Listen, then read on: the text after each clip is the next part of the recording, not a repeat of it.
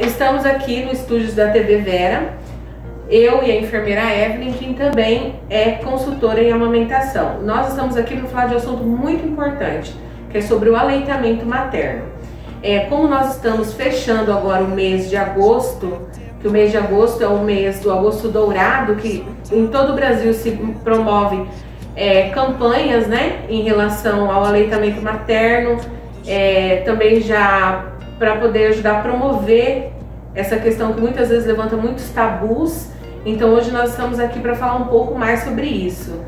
Evelyn, quer acrescentar mais alguma coisa sobre a importância do Agosto Dourado? Então, o Agosto Dourado é onde se promovem muitas ações para mostrar a importância e incentivar as mães, né, na questão do aleitamento materno. Isso. E outra coisa também que nós achamos importante trazer para vocês é agora em relação ao Covid, né? E tem muitas mães preocupadas por um exemplo. Mas eu contraí o Covid, eu estou com o vírus do Covid. Eu posso, não posso continuar amamentando meu filho? Como que funciona isso, Evelyn?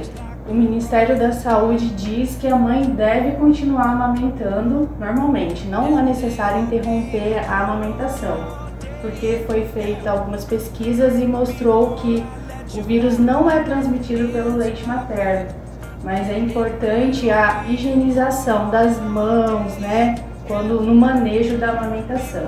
Isso, e também durante então a amamentação, a mãe deve também estar fazendo uso de máscara. Da máscara, se por acaso tossir ou espirrar, trocar a máscara imediatamente.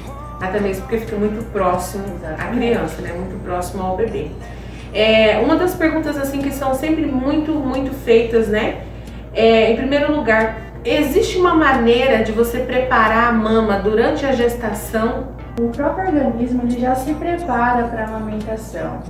Quando a mulher está gestante, ela vai perceber que a mama começa a aumentar de tamanho, às vezes já próximo ao parto a mãe já começa a produzir o leite, então não é necessário fazer nenhum estímulo da mama, né? Passar buchinha vegetal, que já foi falado, porque às vezes de ficar manuseando pode acontecer de estimular a produção de alguns hormônios que pode antecipar o parto, pode levar ao parto prematuro. Ok. Depois que esses bebês nascem, algumas mães têm dificuldade para amamentar.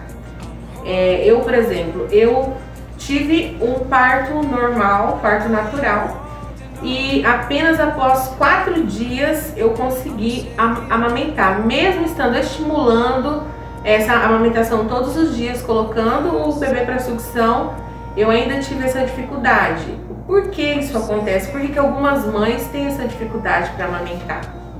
A maioria das mães demora um pouquinho para a descida do leite, para a pujadura, que é o termo correto. Mas é normal, porque acontece que não pode parar de estimular, tem que colocar o bebê para mamar.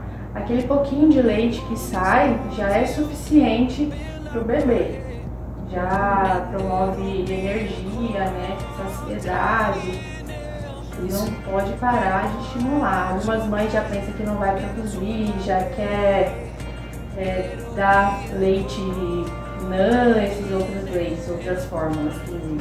Isso atrapalha o aleitamento materno. Sim, até mesmo porque o leite, aquele colosso, que é aquele leite mais clarinho que sai, já é considerado a primeira vacina que o bebê recebe, né? E em relação à alimentação da mãe, influencia durante a amamentação a alimentação da mãe? A alimentação é muito importante, né, para a mãe que está produzindo leite, porque assim, ela precisa ingerir bastante líquido, né? E algumas mães pensam, será que eu tenho algum alimento que eu não posso comer, né? Será que vai fazer mal para o bebê? A gente orienta que comam de tudo, mas observar se algum alimento faz mal. Por exemplo, se come feijão, perceber que o bebê tem a cólica, daí tira, né? Não cortar essas coisas no primeiro momento. Se ingerir leite, perceber que fez mal, tira também. Mas a princípio pode comer de tudo. Evelyn, agora me diz aqui, tira a dúvida de todas as mãezinhas que estão em casa. eu creio que 80% das mulheres que amamentam já deve ter passado por essa situação, que é quando você começa a amamentar, acontecem algumas fissuras na mama, né, no bico do peito, popularmente falando, acontecem algumas fissuras que chegam até sangrar. Algumas mães até desistem da amamentação por conta dessa dor, porque é algo muito doloroso. O que a gente pode estar fazendo para aliviar essa situação? Como você falou, essa fissura, né, esse machucadinho, esse ferimento que causa no mamilo é muito comum. Na maioria das vezes, o que acontece é um mau posicionamento do bebê para mamar. Eu vou demonstrar aqui, pegar o meu bebê, o Noah, para fazer uma demonstração. O bebê, ele não pode pegar apenas o mamilo, né? O biquinho do peito. Ele tem que sugar, abocanhar a maior parte, pegar a auréola no total, né? Ou a maior parte que conseguir. Porque se ele pegar só na pontinha de ficar sugando, machuca. Por isso que causa esses ferimentos. Vou demonstrar aqui. Tem que ser mais ou menos assim, ó. Não só na pontinha. Quanto mais ele abocanhar, menos risco de acontecer isso. Assim, às vezes alguém pode estar achando estranho por que a linguinha do Noah fica assim pro lado de fora. Isso aqui é uma demonstração do momento em que a criança pega o peito para mamar, porque a língua dele estimula a ordenha, né? Não é, Evelyn? Exatamente. Conforme ele vai sugando, a língua dele vai estimulando, é como se fosse, como se ela estivesse apertando o bico do peito, né? Isso, e empurrando para estar estimulando a saída desse leite. Outra coisa também que eu achei engraçado, porque esses dias eu ouvi em algum lugar alguma pessoa comentando sobre isso. Era um bebê de 9 meses que a mãe estava reclamando, 9 meses não, 9 dias, que a mãe estava reclamando que estava apresentando estava muito choroso, a barriguinha muito dolorida, dava para perceber que toda vez que relava na região abdominal, o RN respondia sempre com muito choro e tal. E aí eu fui questionar sobre o assunto, o que a mãe estava dando para aquela criança. A mãe falou para mim que estava dando leite ninho com mucilon, estava dando leite em pó com cereal junto, né? E aí ficou aquela coisa, pode, não pode? Quando a criança deve começar a inserir outro tipo de alimentação? Olha, provavelmente aconteceu isso com essa criança porque com essa idade a criança não está preparada ainda para receber esse tipo de alimento. O intestino dela não está preparado para receber esse tipo de alimento. O correto é o aleitamento materno exclusivo até o 6º mês. A mãe oferecer apenas o leite do peito mesmo. Só em alguns casos que não tiver jeito mesmo, a mãe não está presente ou por algum problema de saúde, que é indicado essas fórmulas, né? No último caso mesmo. O leite materno, ele é apropriado para a criança, ele já vem na temperatura certa, com os nutrientes certos, por isso que ele não causa essas dores, esse inchaço no abdômen da criança. Esse desconforto, né? Isso, porque ele já é digerido, né, facilmente. Por isso que às vezes as mães pensam, o meu leite é fraco, porque eu amamento e logo o bebê quer mamar de novo. Não é que o leite é fraco, o leite é apropriado, então ele é digerido mais rápido. Diferente dessas fórmulas, né, de outros leites, que como ele é mais pesado, vamos colocar assim, ele demora mais tempo para ser digerido e a criança demora mais tempo para sentir fome. Por isso que às vezes, antes a criança acordava toda hora, algumas mãezinhas, antes ele acordava toda hora para poder mamar, e agora que eu comecei a dar mamadeira, nossa, ele dorme um sono por um longo período.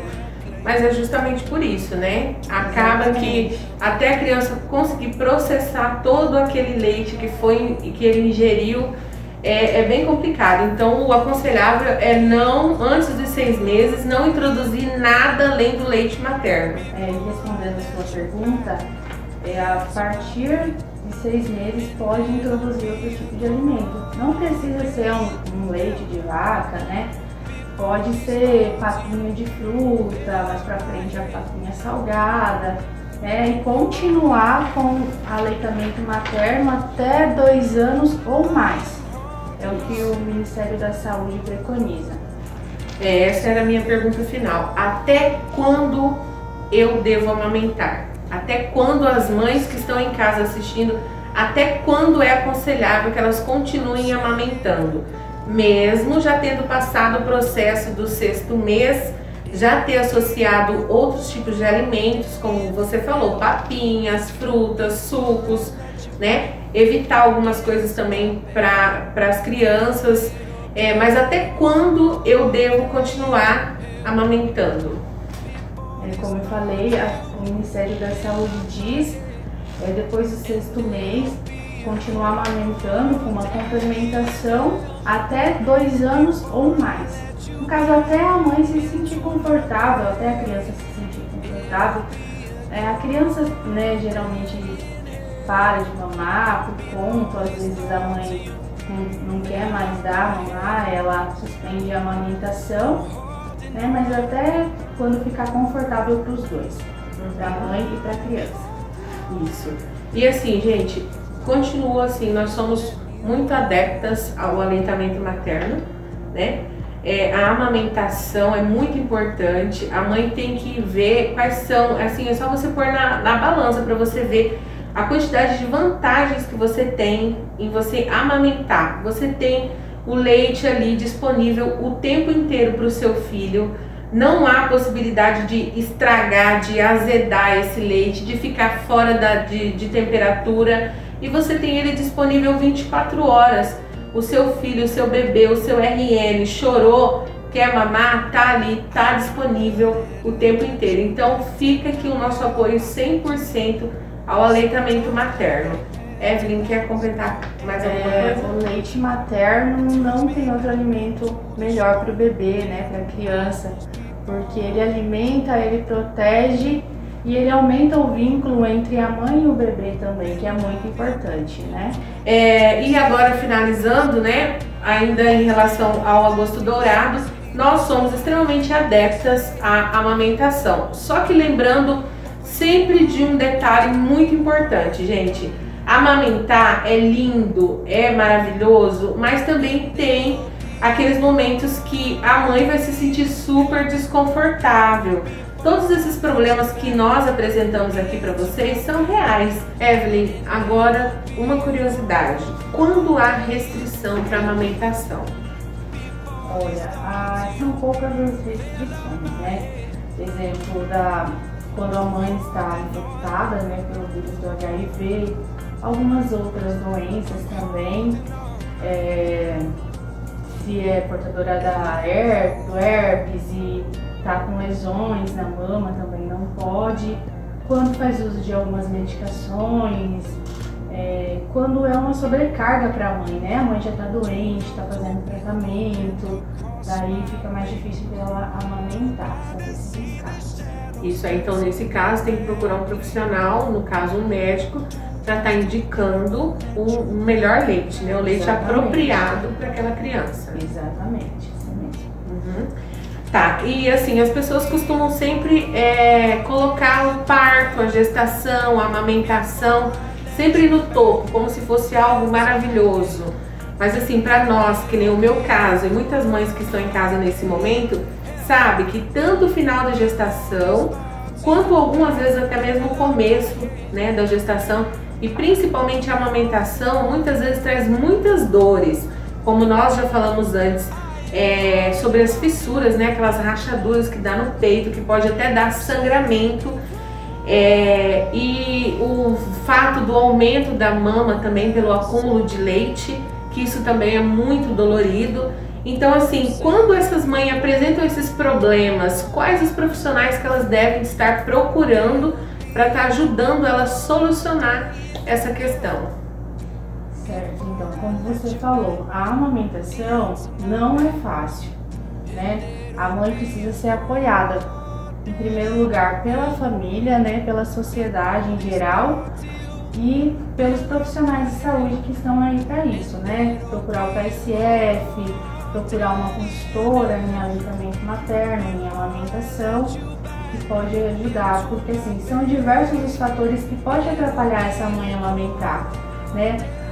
Como as fissuras, como já foi falado, o engurgitamento mamário também, o famoso leite integrado, que atrapalha bastante, né? A mastite, né? São diversos os fatores que podem atrapalhar essa mãe a amamentar. Por isso que é importante ter um profissional ali ajudando, apoiando a família, o pai da criança também. Então, gente, por isso é super importante que a mãe, desde o início da gestação, a partir do momento que você soube que você está gestante, é super importante, desde o início da gestação, estar fazendo acompanhamento de pré-natal, estar fazendo todos os exames e fazendo esse acompanhamento, até mesmo porque durante essas consultas, vocês podem tirar todas as dúvidas que vocês tiverem em relação tanto à amamentação quanto aos cuidados com o bebê, qualquer outra dúvida que você tiver. Então, por isso é super importante a realização do pré-natal para complementar e fechar com chave de ouro o agosto dourado.